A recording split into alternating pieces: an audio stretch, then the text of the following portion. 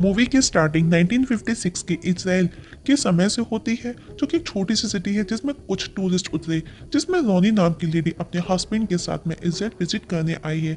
वो लोग इजराइल के एक छोटे शहर में आए हैं। रोनी घूमते घूमते एक स्कूल के अंदर गई तो उसे टीचर की आवाज़ जानी पहचानी लगी। वो विंडो से देखती है जहाँ टीचर बच्चों को पढ़ा रही थी, जिसका नाम एलिस है और वो जूश लैंग्वेज पढ़ा रही थी, जो कभी रोनी की क्लोज फ्रेंड हुआ करती थी। दोनों एक दूसरे को पहचान जाती है।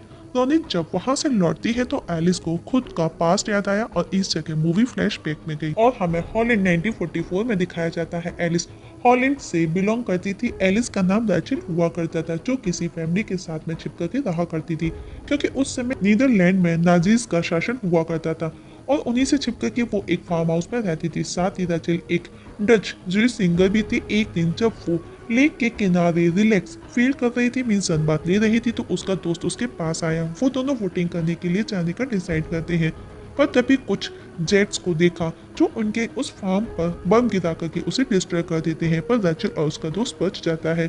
अब उसका दोस्त उसे अपने साथ दूसरी सेफ जगह ले आया, पर एक दिन एक स्ट्रेंज पर्सन वहां आया और उनको कहा जितना जल्दी हो ये जगह छोड़ दो, क्योंकि उनके छिपे होने का राज ज्यादा दिन तक छिपा नहीं रह सकता, और कहा पुलिस को उनके बारे में पता चल चुका है तो वो कभी भी उन तक पहुंच जाएंगे, तो तुमको कोई और जगह तलाशनी होगी। उन्हें भी समझने में देर नहीं लगी कि वो कोई क्रांतिकारी है जो उनकी हेल्प करने आया। वो वहां से जाता उससे पहले वो दोनों उसके पीछे आए और उससे हेल्प मांगी, तो वो बंदा भी उन्हें बॉर्डर क्रॉस कराने की जिम्मेदारी लेता है, पर उसे पता चला कि उनके पास में कुछ नहीं है और जो भी है वो सिर्फ 1 साल के लिए ही हो सकेगा। नेक्स्ट डे ही रैचल रिस्क लेकर के दिन के उजाले में ही शहर में निकलती है और अपने फादर के पुराने दोस्त स्मॉल के पास पहुंची, जो बाई प्रोफेशन लॉयर है और उसकी फैमिली की हेल्प भी करते हैं और वो रैचल की फाइनेंशियली हेल्प करते हैं। लेकिन स्मॉल को उसकी फैमिली के बारे में कुछ भी नहीं पता कि वो कहाँ पर है। स्मॉल ने कहा इस समय तुमको हर किसी पर ट्रस्ट नहीं करना चाहिए। अब वान हैन उनको बॉर्डर क्रॉस कराने से पहले एक जगह स्टे कराता है जहाँ पर रैचल को उसकी फैमिली मिली। वो उनसे मिलकर के बहुत खुश हुई। अब उन्हें एक बोट के थ्रू बॉर्डर क्रॉस कराया जाता है। हर कोई बहुत खुश था, सब खुशी खुशी जा रहे थे। सब लोग तूफान से बेखबर थे कि रात को क्या होने वाला है, पर रात होते ही जर्मन पेट्रोल बोट्स उनका रास्ता रोक देती है और बिना किसी वार्निंग के फायरिंग करना स्टार्ट कर दिया गया। रैचल ने देखा उसका फ्रेंड, उसका भाई, उसके फादर एक एक करके सब मारे गए। ये देख करके रैचल पानी में कूद जाती है और झाड़ियों में छिप जाती है और देखती है कि वो बोट पर सवार जर्मन उन सभी मरे लोगों को किनारे तक खींच कर लेकर के जाते हैं और उनके पास से पैसा और ज्वेलरी सब लूट लेते हैं। बस वही जो बची थी, और उस दौरान उसने एक ऑफिसर को देखा जिसका चेहरा उसके माइंड में चढ़ जाता है। वो उसे कभी नहीं भूलने वाली, पर अब रैचल बॉर्डर पार ना कर सकी। किसी तरह कुछ क्रांतिकारी उसे सबकी नजरों से बचा करके ले आए और अपने ग्रुप में शामिल कर लिया गया। साथ ही उसका नाम बदल करके एलिस डिक्रीज रख दिया गया। इवन उसका पूरा हुलिया बदल दिया गया। ग्रुप लीडर कर्बन उसे अपनी ही फैक्ट्री में जॉब पर रख लेता है। उस टाइम के बाद में एलिस को डॉक्टर हैंस के साथ में काम करना पड़ा, उसकी वाइफ बनकर के, जहां पर उसकी मुलाकात नाजी सोल्जर्स के हेड लुडविग से हुई। एलिस उसके साथ में फ्लर्ट करती है। लुडविग को एलिस काफी पसंद आई। इवन हैंस भी समझ जाता है कि लुडविग एलिस में इंटरेस्टेड है।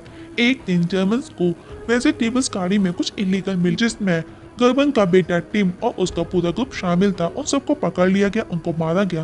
तो अब गर्बन एलिस से कहता है कि उसको लुडविग के साथ में ड्रामा करना होगा, उसके क्लोज जाना होगा, क्योंकि वो हेड है और यही एक तरीका है जिसमें टिम और उसके साथियों को बचाया जा सकता है।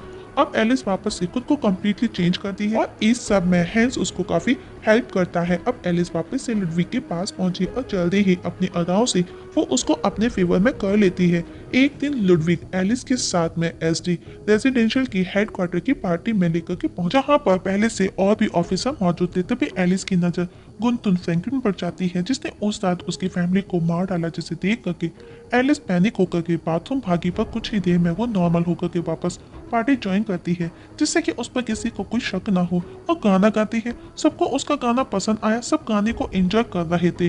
लुडविग भी एलिस के प्यार में पड़ गया। एक दिन जब वो दोनों इंटीमेट होते हैं तो उसे उसके बालों से पता चल गया कि वो एक जूइश है, पर वो उसके प्यार में था तो उसे उसके जूइश होने से कोई फर्क नहीं पड़ता। रात को जब एलिस बाथरूम गई तो उसे रॉनी मिली, जिसके जर्मन ऑफिसर फ्रैंकिन के साथ में अफेयर चल रहा था। रॉनी के सपोर्ट से एलिस को एसडी हेडक्वार्टर में एचआर सेक्रेटरी जॉब भी जल्दी ही मिल गई। नेक्स्ट डे फ्रैंकिन टीम से इंटेरोगेशन करता है। वो लोगों को पूरी तरह से टॉर्चर करके उनसे सच जान ही लेता है। टीम ने भी सब सच बता दिया था। एलिस वहां पर हर रोज अपने ही लोगों को टॉर्चर होने की चीखें सुनती। इस सब से एलिस को भी डर लगने लगा था। एक दिन उसे स्मॉल मिले, वो उसे माइक्रोफोन देती है जिसे एलिस फ्रैंकिन के हाउस में लगाने का डिसाइड करती है। पर एलिस को वहां रहकर के जॉब करके इतना तो समझ आ गया कि लुडविग एक अच्छा इंसान है। एक दिन मौका मिलते ही वो फ्रैंकिन के केबिन में वो माइक्रोफोन लगाती है तो लुडविग वहां आ गया, पर वो उसकी नजरों से बचती हुई वहां से निकल गई। अब एलिस का ग्रुप उस माइक्रोफोन के थ्रू उनकी सारी बातें सुनती है और एलिस को पता चला कि जिस रात उसकी फैमिली के साथ में जितने भी लोग मारे गए उन सबको मारने के पीछे गद्दा वैन गीन का हाथ है, जिसने उन सबको उस बोट पर चढ़ाया था, बॉर्डर क्रॉस कराने का वादा किया था। अब वो उसे मारने का बोलती है जिससे कि वो और लोगों के साथ में गद्दारी ना करे, पर कर्बन मना कर देता है क्योंकि वो लुडविग के साथ में कोई डील करने वाला है, तो वो नहीं चाहता कि उनकी डील में कोई प्रॉब्लम आए।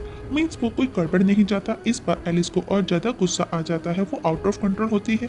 ये देख करके हैंस कर्बन के अगेंस्ट जाकर के एलिस के साथ मिलकर के वैन किंग को किडनैप करने का डिसाइड करता है, क्योंकि किडनैप करने के बाद में वो उससे ये पता कर सकेंगे कि उसने और लोगों को कहाँ छिपा करके रखा है। पर उनका प्लान फेल हो गया और उसमें वैन किंग मारा गया। लेकिन जब ये बात कर्बन को पता चली तो वो हैंस पर बौखलाया, क्योंकि वहां पर टीम के साथ में 40 लोग और फंसे थे। मतलब कि अब उन सबकी जान को खतरा है। शाम को एलिस लुडविग के पास आई, दोनों इंटीमेट होते हैं, पर एलिस आज खुश नहीं थी, वो अपसेट थी। और आज उसे एक सरप्राइज मिला, उसे लुडविग के ब्लैंकेट से उसके पास गन मिला। अब लुडविग गन के थ्रू उसे सब सच बताने का बोला और उसके मिशन के बारे में भी बताने का बोला। और नेक्स्ट डे ही लुडविग जनरल के साथ में फ्रैंकिन के पास पहुंचा और कहा कि हमें पता चला है कि तुमने मरे हुए जूइश लोगों को लूटा। तो वो उसका लॉकर चेक करते हैं, लेकिन अनलकीली वहां पर उन्हें कुछ भी नहीं मिला।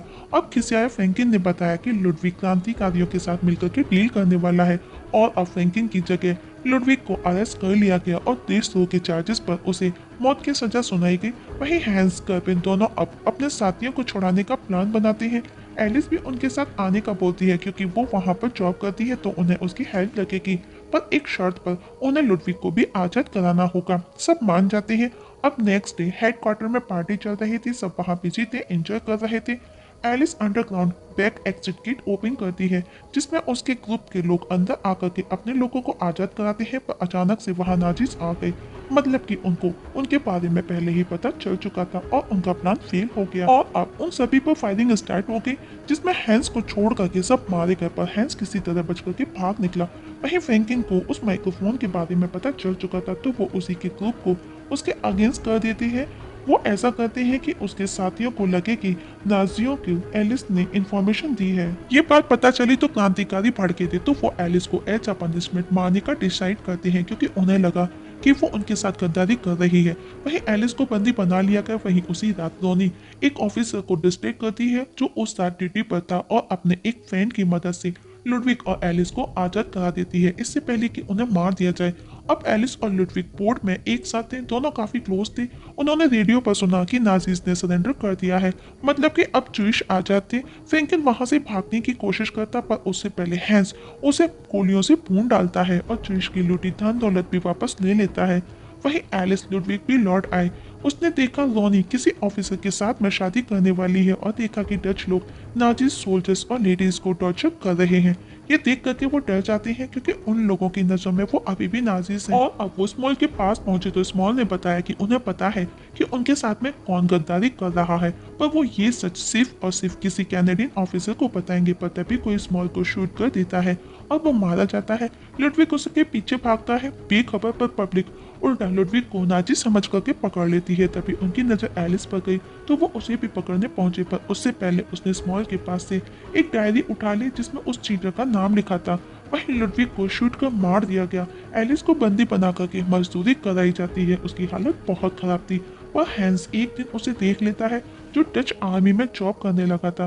वो एलिस को वहां से निकाल करके ले आया और उसे अपने साथ अपने घर लाया और लुडविग का बताया कि उसे मार डाला। इस बात पर वो बहुत रोई। हैंस उसे अब एक इंजेक्शन इंजेक्ट करता है क्योंकि रो रो करके उसकी हालत बहुत खराब हो रही थी, लेकिन वो देखती है कि वो इंसुलिन है और एलिस डायबिटीज की पेशेंट थी। मतलब कि हैंस उसे मारना चाहता है और आज उसे समझ आया कि वो चीटा हैंस ही है। पर मौका मिलते ही एलिस वहां से भाग निकली और गर्बन के पास पहुंच करके उसे सब सच बताती है। साथ ही स्मॉल की वो बुक भी दिखाती है तो सब समझ गए कि एलिस बेगुनाह है।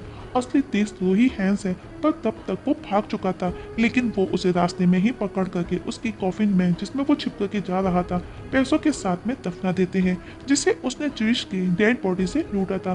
गर्बन और एलिस अब उन पैसों का जिश के लिए ही यूज करने का डिसाइड करती है और मूवी वापस से प्रेजेंट में आती है, जहाँ पर एलिस अपने पास्ट के बारे में सोच रही थी। हमें एलिस को दिखाया जाता है जो उस सिटी में रह रही थी जिसे उसी पैसों से स्पेशल जूश के लिए बनाया गया था। और इसी जगह हमारी आज की मूवी की एक्सप्रेशन खत्म हो जाती है।